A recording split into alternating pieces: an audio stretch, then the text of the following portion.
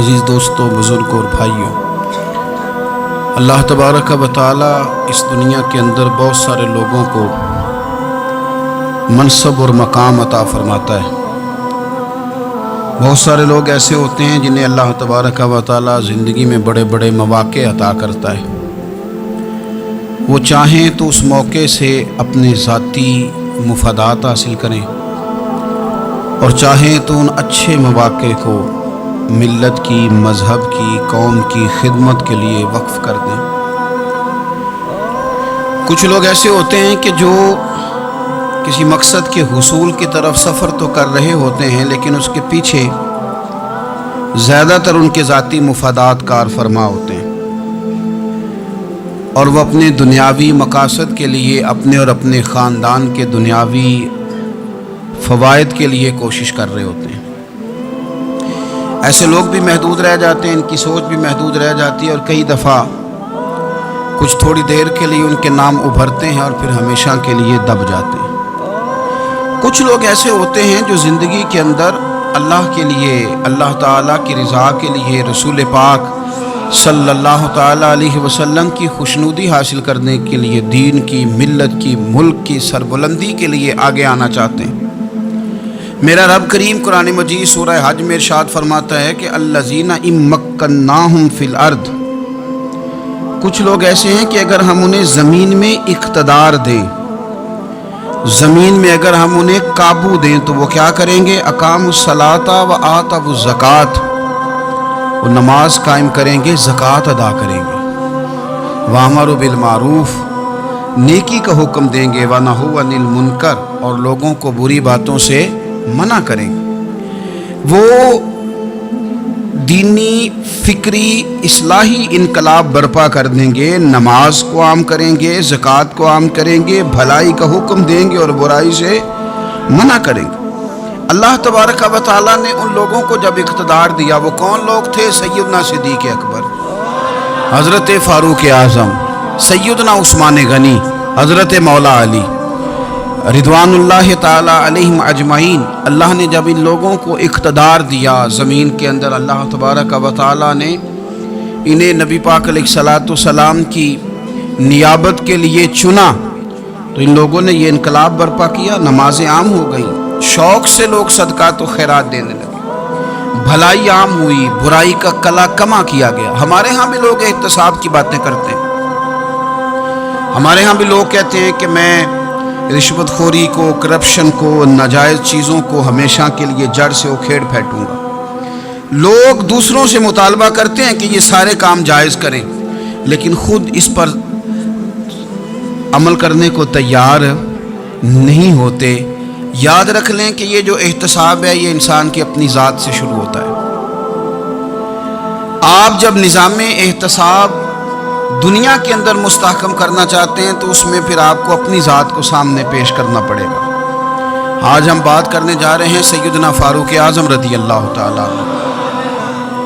تو جناب عمر فاروق رضی اللہ تعالیٰ عنہ کا جو نظام احتساب ہے، انہوں نے اس کو گھر سے شروع کیا تھا، اپنے آپ سے اس کا آغاز فرمایا تھا۔ ہمارے ہاں یہ ہوتا ہے کہ جس بندے کے اکاؤنٹ میں اچھے خاصے پیسے ہیں، وہ بل جمع کرانے جائے تو اسے لائن میں نہیں لگنا پڑتا، مینیجر صاحب اسے آگے بلا لیتے ہیں، تو وہ بعد میں کیا کہہ رہا ہوتا ہے؟ کہتا دیکھو اللہ نے کتنی عزت دی ہے، مجھے لائن میں نہیں لگنا پڑا۔ بھائی لائن میں لگنا تو آپ کا یہ تھا کہ آپ سمجھتے ہیں کہ سارے مسلمان ہیں، مومنین ہیں، برابر ہیں، تو میں کسی کو تکلیف میں مبتلا نہ کروں۔ جب آپ آگے چلے گئے تھے تو آپ نے بہت سارے لوگوں کا حق مارا تھا، وہ لائن میں جو لگے ہوئے تھے ان کا وقت لمبا ہو گیا تھا، آپ نے تو اپنے آپ کو احتساب کے لیے پیش ہی نہیں کیا، بلکہ آپ نے کہہ دیا کہ جناب میرا تو رتبہ اعلیٰ ہے، لہذا یہ میرا حق بنتا تھا، مجھے تو استحکام ملنا چاہیے تھا۔ یہاں بہت سارے لوگوں نے اپنے حق میں چیزوں کو اور رنگ میں پیش کیا۔ سیدنا فاروق اعظم رضی اللہ تعالیٰ عنہ نے اس نظام احتساب کو اپنے گھر سے شروع فرمایا۔ حضرت عمر فاروق رضی اللہ تعالیٰ عنہ اپنے بچوں سے فرمایا کرتے تھے کہ جب میں حکم لوگوں کو کروں گا نا، اپنی رعایا کو، مسلمانوں کو میں کوئی حکم دوں گا تو تمہیں پہلے اس پر عمل کرنا پڑے گا۔ آپ فرمایا کرتے تھے یاد رکھنا، لوگ تمہیں اس طرح دیکھیں گے، لوگ اس طرح تمہیں دیکھیں گے جس طرح गोश्त खाने वाला परिंदा गोश्त को देखा करता है। चील गोश्त खाती है तो क्या कभी उसको पैगाम भेजना पड़ा है कि तू आजा, यहाँ गाय मर गई है, भैंस मर गई है? खुद ब खुद उसकी नज़र होती है, वो पहुंच जाती है। जनाब उमर फरमाने लगे, मेरे घर वालों, मेरे बेटों, मेरी बेटियों, मेरी अहलिया, लोग तुम्हें इस तरह देखेंगे जिस तरह गोश्त खाने वाले परिंदे देखते हैं। लिहाजा मैं जब किसी को अमल करूं तो पहले तुम्हें उस पर अमल करना पड़ेगा जब मैं किसी को हुक्म दूं। आप फरमाने लगे, याद रखना, अगर तुमने मेरा हुक्म ना माना तो गैरों ने हुक्म ना माना तो उन्हें एक सजा मिलेगी, और अगर मेरे घर वालों ने ना माना तो डबल सजा मिलेगी। तुम पर डबल सख्ती की जाएगी कि तुमने मेरी बात क्यों नहीं मानी। ये निज़ाम में एहतसाब है। हम ना दूसरों के बच्चों का गला काट के अपने बच्चों की खुशियां लेना चाहते हैं। हम चाहते हैं कि दूसरों के बच्चों के हिस्सों का माल मेरे घर में आ जाए। आ जाता है। कुछ लोगों की सियासत चल जाती है, कुछ लोगों का फरेब और फ्रॉड काम कर जाता है, लेकिन वो घर रोशन नहीं होते। उन घरों में पैसा होता है पर करार रुखसत हो जाता है। उन घरों में आसानियाँ और वुसअतें तो आ जाती हैं, लेकिन एक दूसरे का एहतराम ख़त्म हो जाता है। सैयदना फारूक आज़म रज़ी अल्लाह ताला अन्हु का ये तरीका था कि वो अपने बच्चों पर सख्ती करते। आप हमारे मुल्क में ये निज़ाम है, मौजूदा हुक्मरान हो या इनसे पिछले, बच्चे सब के मुल्क से बाहर रहते हैं। यहाँ रहते हैं तो मोहल्लात में, बाहर जाते हैं तो बड़ी बड़ी आसाइशों में। इनके बच्चों के लिए कानून भी अलग से हैं, कायदे भी अलग से हैं, और हमारे मुल्क के अंदर तो एक बाकायदा प्रोटोकॉल का सिस्टम है। उस सिस्टम से गुजरकर बड़े बड़े लोग चलना पसंद करते हैं। हमारे ज़माने में भी कुछ चीज़ें सरकारी होती हैं खालिस, लेकिन अजीब निज़ाम है ना, हर चीज़ का किराया बढ़ जाता है, सरकारी दुकान का नहीं बढ़ता। बाकी दुकानें 5-6 साल के लिए मिलती हैं, सरकारी दुकान पे आप कब्ज़ा करना चाहें तो पूरे 100 साल के लिए मिल जाती है। चूँकि ये आम आवाम की प्रॉपर्टी है तो इसके साथ जो मर्ज़ी को सलूक करे। एक सरकारी चरागाह थी जिसके अंदर जानवर चरा करते थे। हमारे यहाँ भी पंजाब में कुछ जगह होती हैं तो हम लोग कहते हैं शामलाट है।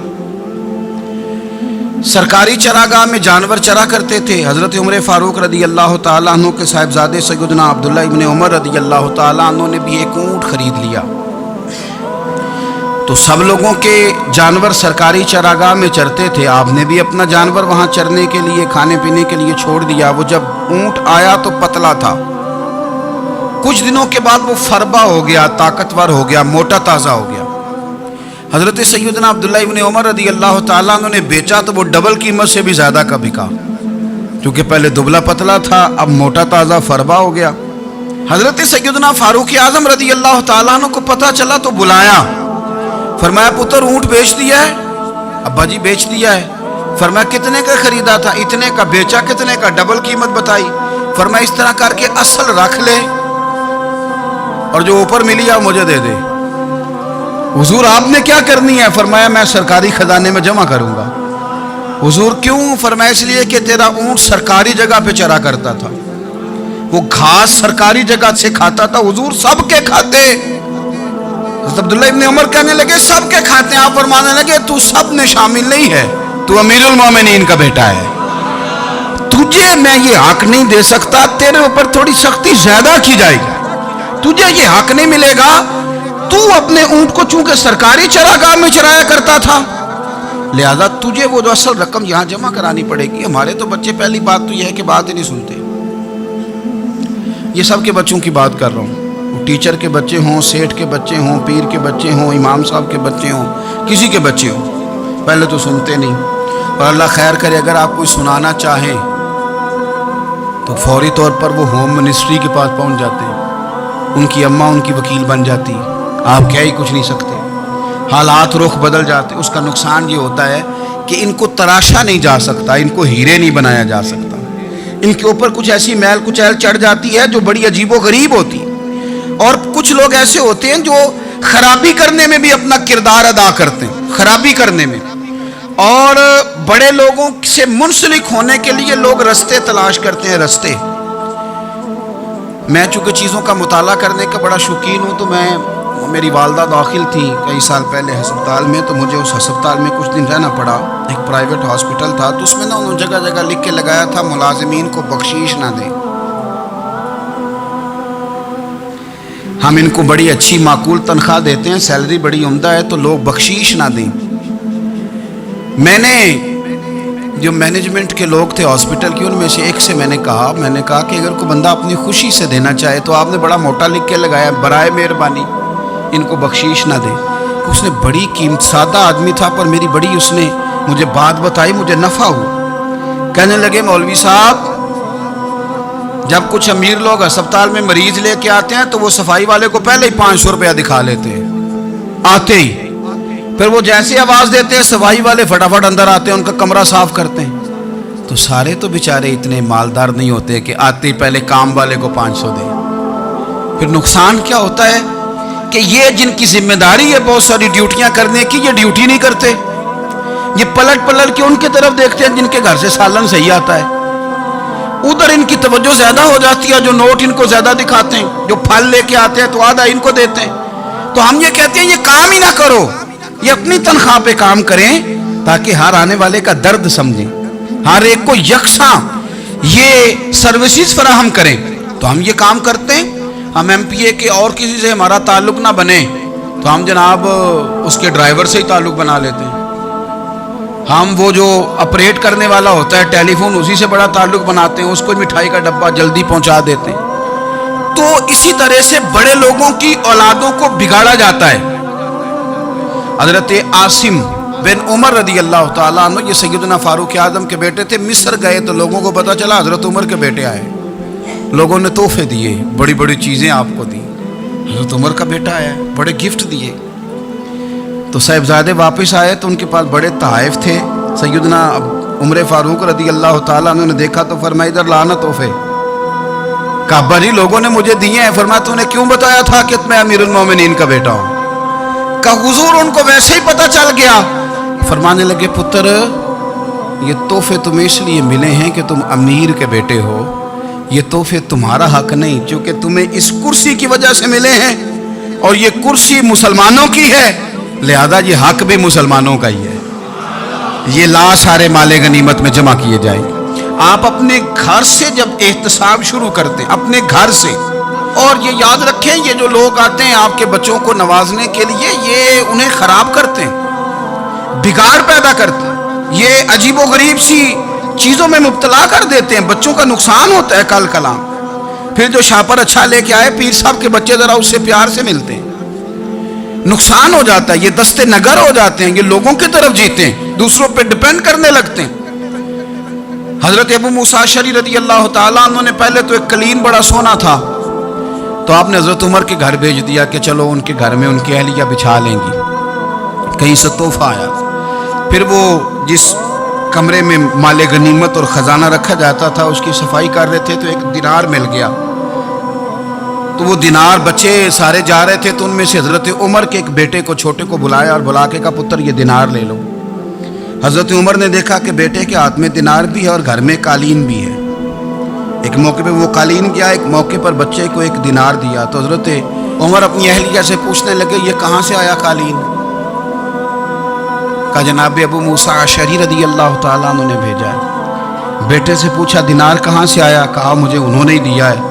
آپ نے وہ دینار بھی لیا اور قالین بھی لیا اور اس کو لپیٹا اور جناب ابو موسیٰ اشعری کو بلایا اور اتنے سخت ناراض تھے.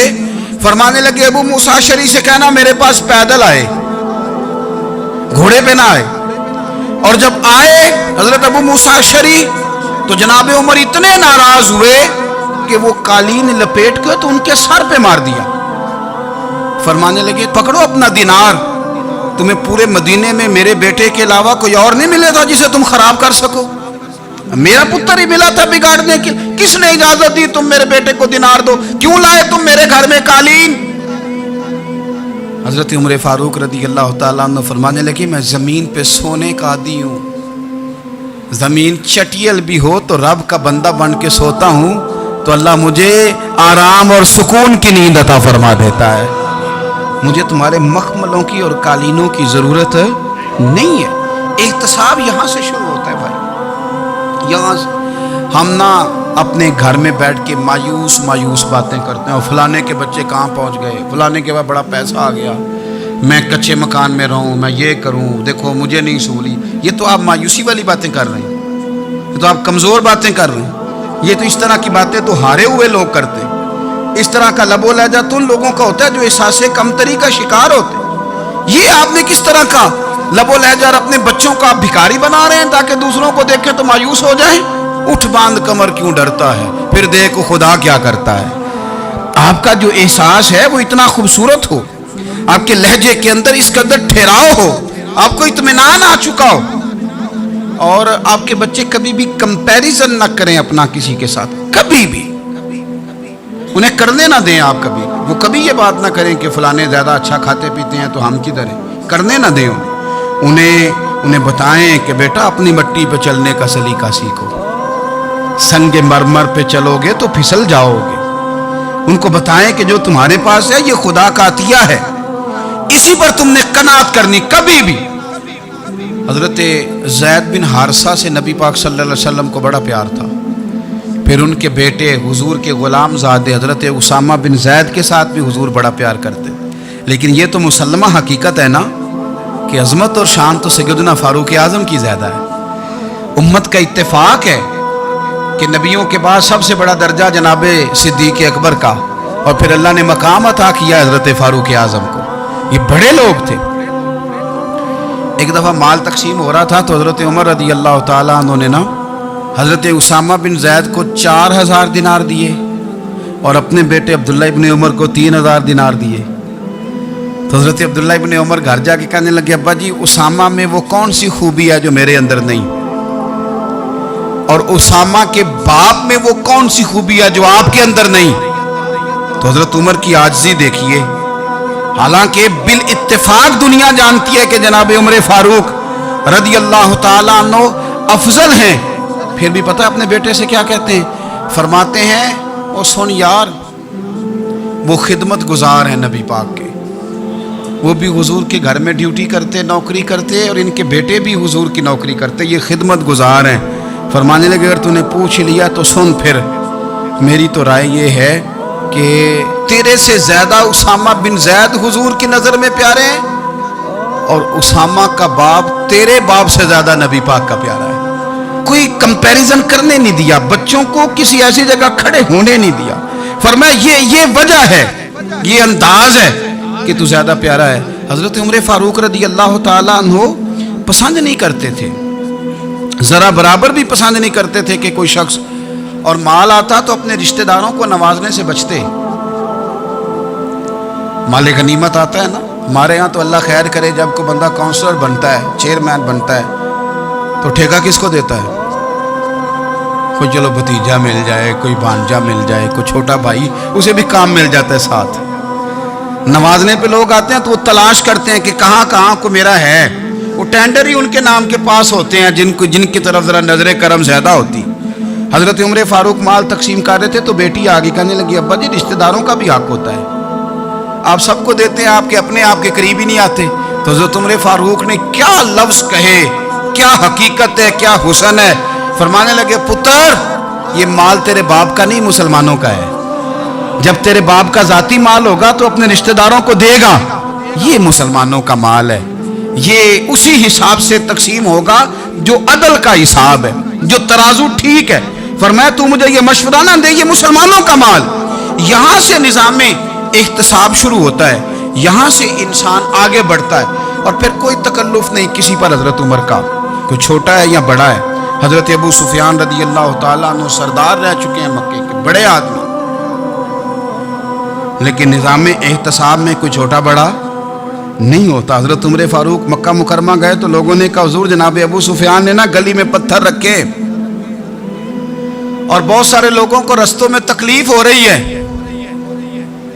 تو حضرت ابو سفیان رضی اللہ تعالیٰ عنہ سے بھی لوگ کہہ دیتے تو وہ بھی اٹھا دیتے، لیکن لوگوں نے چونکہ وہ سردار تھے، بڑے تھے، تو لوگوں نے ان سے کہا نہیں۔ حضرت عمر جب آئے تو کہا تو جناب عمر نے پرواہ نہیں کی، خود آئے جناب ابو سفیان سے کہا یہ پتھر آپ نے رکھے؟ کہا حضور ہاں۔ فرمایا یہ بھی اٹھائیے، یہ بھی اٹھائیے، یہ بھی اٹھائیے۔ جب وہ اٹھا رہے تھے تو حضرت عمر کہہ رہے تھے شکر نہیں اللہ کا کہ عمر کہہ رہے ہیں اور ابو سفیان مانتے جا رہے ہیں. شکر نہیں. یہ نظام احتساب ہے کہ بڑا ہو یا چھوٹا ہو اس کو یہ حق حاصل نہیں ہے کہ مسلمانوں کو وہ کسی تکلیف میں کسی بھی صورت میں مبتلا کرے, کہیں بھی کسی جگہ بھی, اس کو یہ والی اجازت نہیں. حضرت سیدنا عمر فاروق رضی اللہ تعالی عنہ. پھر ایک اور بات تھی, میں کئی دفعہ یہ بات کہتا ہوں اور مجھے ذاتی طور پر اس کا بڑا تجربہ ہے. کچھ لوگ نا خوشامد پسند ہو جاتے ہیں, بڑی عمدہ تعریف کرتے ہیں, اوئے ہوئے ہو پول باندھتے ہیں پورے. آپ کے پاس آئیں گے تو کہیں گے جناب آپ سے زیادہ اچھا بندہ ہی کوئی نہیں. تو وہ نا آپ سے کام نکلواتے ہیں, پھر وہ کسی دوسرے کے پاس جاتے ہیں تو اسی طرح کا رویہ وہ دوسروں کے ساتھ کرتے ہیں. یہ عام لوگوں میں بھی مرض ہوتا ہے, عام لوگوں میں. اور بادشاہ ہو بندہ اگر, پھر تو اس کا دل کرتا ہے میں اگر بادشاہ سلامت ہوں تو 2-4 بندے دیہڑی پہ رکھ لوں پر میری تعریف ضرور کریں. پابندی ہوتی ہے, لوگ یہ کام بڑے شوق سے کرتے ہیں. اور شیخ سعدی فرمایا کرتے تھے لکڑی کو گھن کھا جاتی ہے اور بڑے لوگوں کو خوشامد کھا جاتی ہے خوشامد. حضرت عمر فاروق رضی اللہ تعالیٰ عنہ اس معاملے میں بھی بڑے مضبوط تھے. ویسے مجھے اور آپ کو اچھا کون لگتا ہے؟ ہماری غلطیاں بتانے والا. ہمارے ایسا فرمایا کرتے تھے اپنے دشمنوں کی باتوں پر بھی غور رکھو, تمہارے دشمن تمہیں نکھار دیتے ہیں. تمہارے اندر جو کوتاہیاں ہوتی ہیں وہ تمہیں پتہ چل جاتی ہیں کہ یہاں میری اصلاح ہو رہی. ان پر غور کرو وہ کیا کہتے ہیں. حضرت عمر فاروق کی تعریف کی ایک بندے نے, کمال تعریف کی. اس کا خیال تھا کہ رزلٹ بڑا شاندار آئے گا. بادشاہ کی تعریف ہوتی تھی تو پھر تھیلی جاتی تھی اشرفیوں کی, کمال رزلٹ آئے گا. تو حضرت عمر جب وہ پوری کر چکا نا بات تو فرمانے لگے تو خود بھی ہلاک ہوا اور مجھے بھی ہلاک ہی کر دیا. خود بھی تباہ ہوا ہے مجھے بھی تباہ کر دیا. کس طرح کی باتیں کر رہے ہیں. ایک بندہ اور آیا اور اس نے آ کے کہا کہ پوری امت میں سب سے افضل ہے فاروق اعظم آپ ہی ہیں. تو حضرت عمر فاروق فرمانے لگے تجھے تیری ماں روئے, ابو بکر تجھ سے بھی افضل تھے, تیرے باپ سے بھی افضل تھے, اور صدیق اکبر مجھ سے بھی افضل ہے اور میرے باپ سے بھی افضل ہے. یہ تو کس طرح کی بات کر رہا ہے. یہاں ہر شے ہضم نہیں ہو جاتی, فوری طور پہ لوگ ڈکار بھی پورا نہیں لیتے. قرآن مجید نے کہا فلا تزکوا انفسکم هو اعلم بمن اتقى, اپنے منہ سے نہ کہو میں پاک صاف ہوں, اللہ زیادہ بہتر جانتا ہے کہ تم میں سے پرہیزگار کون ہے. اپنے منہ سے تعریفیں کرتے کراتے ہو, یہ مزاج چھوڑ دیں. حضرت عمر رضی اللہ تعالیٰ عنہ پسند نہیں کرتے تھے. ایک آدمی نہ چلتا تھا وہاں تو بڑا متکبرانہ چال کے ساتھ چلتا. حضرت عمر نے دیکھا, یہاں تک احتساب فرماتے تھے, زمین پہ زور زور سے پیر پٹکتا, چال بڑی اس کی متکبرانہ, لوگ بڑے پریشان ہوتے. حضرت عمر نے ایک دن سمجھایا, باز نہیں آیا. اگلے دن پہ درہ نکال لیا, لگائے 4 درے, فرمایا آج کے بعد نہ چلنا اس طرح مدینے میں پیر پٹک پٹک کے.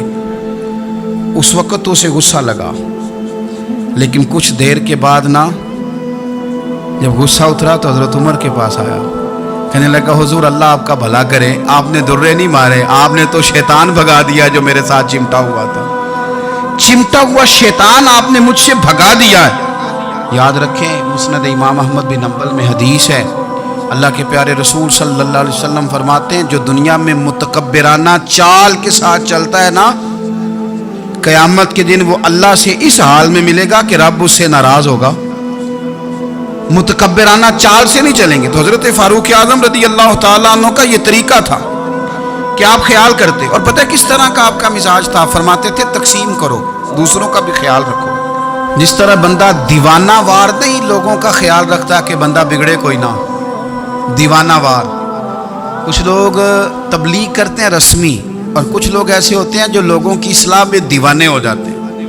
ان کی خواہش ہوتی ہے یہاں بھی بندہ ٹھیک ہو جائے, یہاں بھی بندہ ٹھیک ہو جائے, یہاں بھی بندہ ٹھیک ہو. کچھ لوگ کڑی نگرانی کرتے ہیں کہ انسان بگڑنے نہ پائے. حضرت عمر فاروق رضی اللہ تعالیٰ عنہ نا گوشت والی دکان کے پیچھے جا کے بیٹھ گئے کئی دنوں تک. وہ کہنے لگا حضور یہاں کیا ہے؟ فرمایا تو اپنا کام کرنا. گوشت والی دکان پہ بیٹھے, کام کر اپنا, نگرانی کرنے لگے حضرت عمر. پھر آپ نے نا وہ بندے پکڑ لیے. کون؟ جو 2 دن مسلسل گوشت خریدنے آئے. پکڑ کے کھڑا کر لیا. فرمایا تو کل بھی گوشت لینے آیا تھا؟ حضور ہاں. فرمایا آج پھر کھائے گا؟ حضور جی. تو آپ فرمانے لگے کیا تیرے محلے سے غربت ختم ہو گئی ہے؟ تیرے رشتہ دار سارے پیٹ بھر کے کھاتے ہیں، تو دو دو دن گوشت لینے آتا ہے. فرمایا آج کے بعد مسلسل گوشت لینے آیا تو درے سے ماروں گا، خبردار یہ کام نہ کرنا. یہاں تک نظام احتساب کا جب خیال رکھا جائے پھر حالات بگڑا نہیں کرتے، پھر وہ قابو میں رہا کرتے. حضرت عمر فاروق رضی اللہ تعالیٰ عنہ اس ترتیب کے ساتھ اصلاح کرتے، اس ترتیب کے ساتھ. سیدنا فاروق اعظم رضی اللہ تعالیٰ عنہ کی ایک بات آخر میں عرض کرنی ہے، وہ میں بھی اپنے اوپر لاگو کروں، آپ بھی غور کریں. حضرت عمر فاروق رضی اللہ تعالیٰ عنہ نے خط لکھا حضرت ابو موسیٰ اشعری کو. آپ فرمانے لگے یاد رکھنا، جو گورنر، جو امیر اپنے رب کریم کی فرما برداری کرتا رہتا ہے نا، اس کی رعایا بھی اس کی فرما برداری کرتی ہے. اور جو لوگ اپنے رب کریم کی فرما برداری چھوڑ دیتے ہیں، پھر جنہوں نے ان کی فرما برداری کرنی ہوتی ہے وہ ان کی فرما برداری چھوڑ دیتے ہیں. آپ نے سپہ سالاروں کو خط لکھے تھے، فوج کے جو جرنیل تھے، کمانڈو تھے، ان کو خط لکھے تھے. فرمایا جو سپاہی نماز نہیں پڑھتا اسے فوج سے نکال دو. اور ساتھ لکھا تھا یاد رکھو جو رب کا وفادار نہیں وہ ہمارا کیسے ہو سکتا ہے، نکال دو ان لوگوں کو، فوج سے الگ کر دو. ہم آج جو بے پناہ پریشان ہیں کہ ہمارے بچے بات نہیں مانتے، شاگرد بات نہیں مانتے، ہم شکوے کرتے ہیں، بے ادبی بڑھ گئی.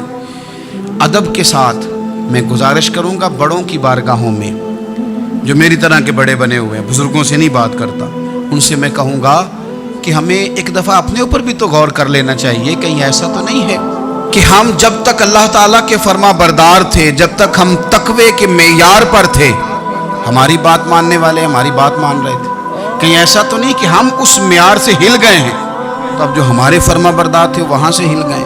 حضرت عمر رضی اللہ تعالیٰ عنہ فرمایا کرتے تھے کہ لوگوں کو عجب میں مبتلا نہیں ہونا چاہیے. خود پسندی کا جو ماحول ہوتا ہے اس سے لوگوں کو ہمیشہ نکلنا چاہیے. حضرت عمر کے ایک صاحبزادے نے کنگھی کر لی، اچھا لباس پہن لیا تو درہ مارا جناب عمر نے. تو آپ کی بیٹی کہنے لگی ابا یہ تو بالکل جائز ہے، اچھے کپڑے پہننا، اچھا لباس پہننا اور سر میں کنگھی کر لینا، اس پر درہ کیوں مار دیا؟ تو آپ فرمانے لگے بیٹا یہ خود پسندی میں مبتلا ہونے لگا تھا، یہ اپنے آپ کو بہت بھلا سمجھنے لگا تھا. اس کا خیال تھا کہ میں یوں، میرے علاوہ کوئی نہیں. یہ اس مقام پہ جا رہا تھا جہاں اس کی تربیت رک جاتی، اس لیے درہ مارا ہے. ایک دفعہ حکومتی معاملات کے اندر آپ کی اہلیہ نے مشورہ دینا چاہا. بڑے کام بیویاں نہیں کرتی، بڑے بڑے معاملات میں مداخلت نہیں کرتی. ہمارے بر صغیر میں وہ بادشاہ نہیں گزرا کہ جو فیصلہ کرتا تھا تو کرسی پہ بیٹھ جاتا تھا اور پردے کے پیچھے اس کی بیوی بیٹھ جاتی تھی، اور جب وہ فیصلہ سنانے لگتا تو یوں گردن پیچھے کرتا اور اہلیہ جو کہتی وہ فیصلہ سنا دیتا. لیکن ایک دفعہ خاتون نے ایک آدمی کو حضرت عمر نے معزول کیا تو آپ کی اہلیہ نے، اس آدمی کی اہلیہ حضرت عمر کی اہلیہ سے ملی ہوں گی، تو خاتون نے ذرا سفارش کرنی چاہیے. تو جناب عمر فاروق رضی اللہ تعالیٰ عنہ کے ہاتھ میں عصا تھا، ڈنڈا تھا، 2-3 دفعہ زمین پہ مارا. فرمایا تمہیں کس نے اجازت دی حکومتی معاملات میں مشورہ دینے کی؟ یہ مشورہ مولا علی دیں گے یا عثمان غنی دیں گے؟ آپ کو کس نے اجازت دی؟ وہ حکومتی معاملات، وہ مسلمانوں کا اجتماعی معاملہ، وہ مسلمان دیکھیں گے. آپ کو اس میں آنے کی اجازت نہیں ہے. جو آپ کی ذمہ داریاں ہیں، آپ کے حقوق ہیں، ان پر آپ بات کریں. تو بھائی نظام میں احتساب اپنی ذات سے شروع کریں. ہماری اولادیں، ہمارے بچے، وہ باہر سے انہوں نے زیادہ اثر نہیں لیا. ہم نے انہیں بتایا ہے کہ ہم بڑے غریب ہیں، ہم بڑے مجبور ہیں، ہم تو بڑے کمزور ہیں، ہماری تو سنتا کوئی نہیں، یہ تو امیروں کا ملک ہے، اس میں تو فلانے فلانے کو اہمیت حاصل ہے. ان باتوں نے ہمارے بچوں کو کمزور کیا ہے. ان باتوں نے ہمارے بچوں کے دلوں میں احساس کمزوری پیدا کیا ہے. آپ ان کو جینا سکھائیں. آپ ان لوگوں کو بتلائیں کہ رب کریم نے جو تمہارے لیے بہتر سمجھا وہ تمہیں اپنے فضل سے بڑا عطا فرمایا ہے. آپ ان کو ان کے مقام پر رہ کر خوددار اور قناعت پسند ہونا سکھائیں. آپ یقین کریں گھر امن والا بن جائے گا. بچے اگر بھنا ہوا گوشت کھا رہے ہوں اور پھر بھی لاڑی رہے ہوں کہ مسالہ میری مرضی کا نہیں، سٹائل میری مرضی کا نہیں، ٹیسٹ میری مرضی کا نہیں، یہ والا گوشت میں نے نہیں کھانا، یہ اس طرح کر کے بنا ہوتا تو پھر میں نے کھانا تھا۔ وہ زیادہ خوفناک صورتحال ہو جاتی ہے۔ لیکن اگر ابا جی اماں جی گھر والے کھیتوں میں کام کر رہے ہوں اور بچے اچار کے ساتھ روٹی لے کے جائیں اور بننے پہ بیٹھ کے پھٹے پہ بیٹھ کے وہ پھر کھانا شروع کریں، اور جب وہ اچار آئے اور وہ ایک دوسرے کو کہیں کہ آج تو 2 کلے ہو گئے میرے کام کے، اس دفعہ تو دیکھنا ہماری فصل کتنی شاندار ہوگی، ایک دوسرے کو دیکھ دیکھ کے وہ ہنسیں اور مسکرائیں اور ان کی باتوں میں لذت ہو، اور پھر وہ کہیں کہ آم بڑے اچھے مل گئے تھے، دیکھو اچار کتنا سونا آ گیا ہے، دیکھو یہ کس قدر زیادہ اچھا ٹیسٹ ہے، تیل بھی بڑا اچھا ہے، گل بھی بڑے وقت پہ گیا ہے۔ آپ یقین کریں یوں لگتا ہے کہ کائنات کی سب سے بہترین روٹی یہ لوگ کھا رہے ہیں۔ یہ سوچ حضرت عمر نے ہمیں دی ہے، یہ فکر جناب عمر نے ہم تک پہنچائی ہے۔ اللہ ہمیں سمجھنے کی توفیق عطا فرمائے۔ آخر دعوایا ان الحمدللہ رب العالمین۔